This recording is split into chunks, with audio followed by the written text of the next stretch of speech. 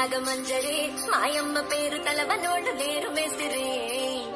కళాకారుల ఫ్యామిలీ మరి నే గజ్జ కడితే నిద్రపోదు నిండు రాత్రి